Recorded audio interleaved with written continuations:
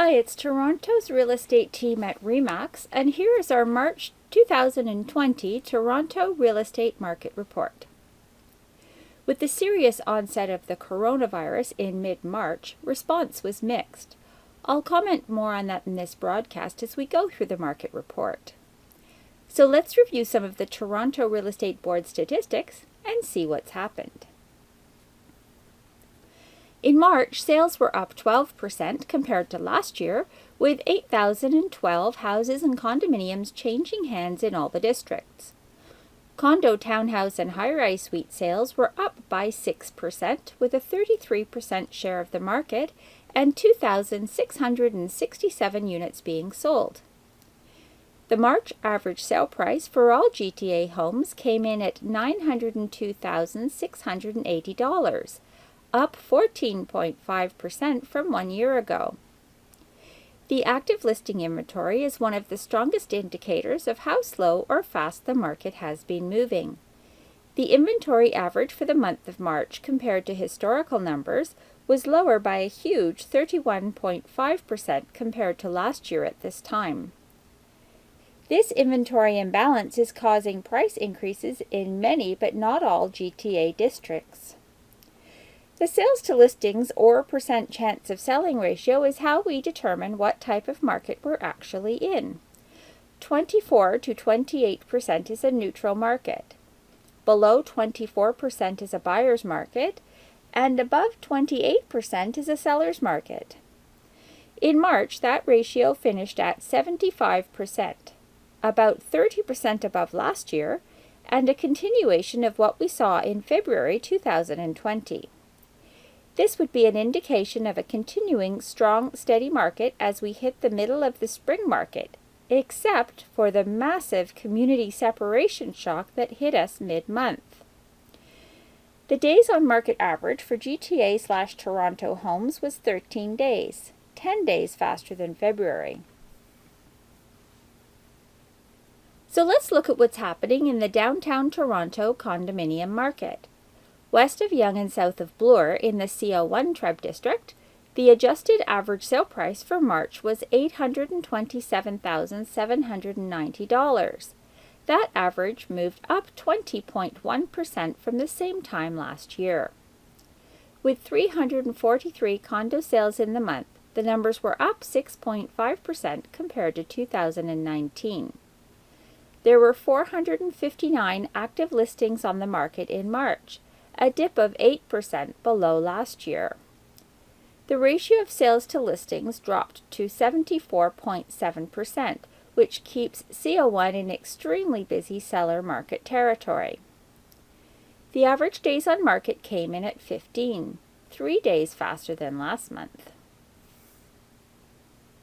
Now, east of Yonge and south of Bloor in the CO8 Treb District, the average adjusted sale price for March was $779,323.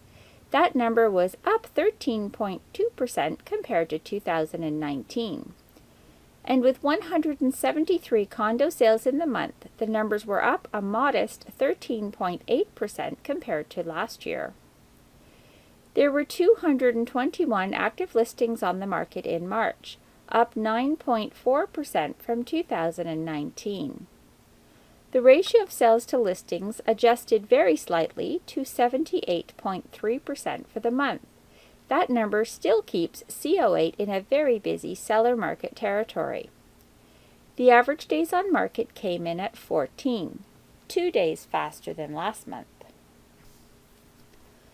Here's a snapshot summary of the significant real estate milestones for Toronto in March 2020, keeping in mind the massive societal shift due to the coronavirus we saw happen mid-month.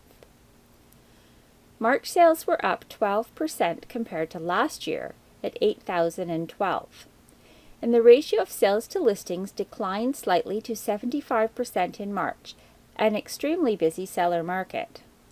Also, the March average sale price came in at $902,680, up a positive 14.5% compared to last year. The big unknown is how social distancing requirements, restrictions on safe showings, and the absence of open houses will affect our April market. The GTA real estate market overall averaged 13 days on market, and detached home sales in March 2020 with a purchase price over $2 million were up 62%, 225 houses, while condo apartment sales over $2 million increased by 50%, 9 suites, compared to March 2019. And the condo share of the market was steady at 33% during the month.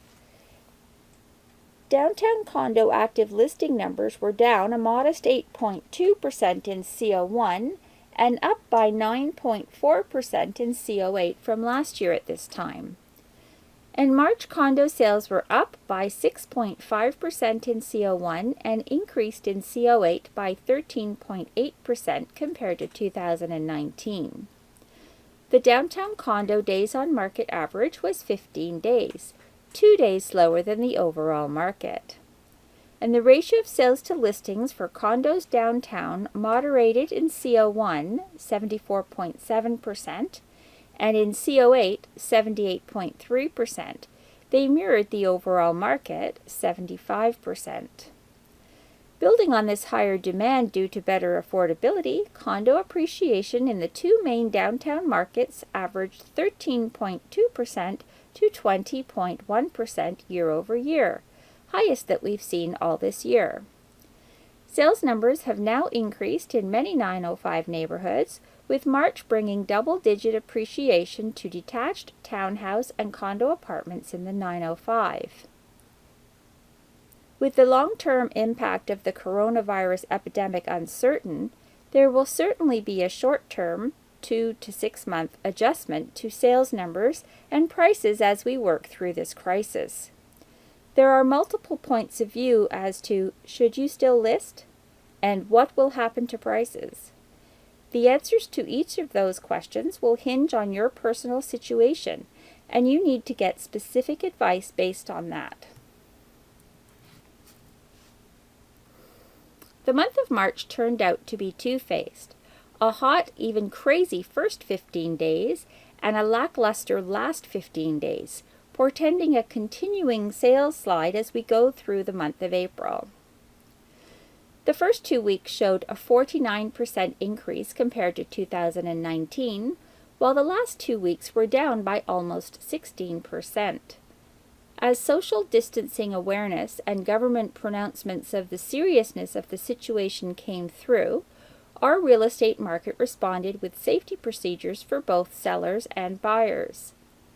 By the end of March and into the first few days of April, open houses have been forbidden, and the Toronto Real Estate Board has suggested agents try to market their listings virtually instead of allowing multiple showings as often as possible.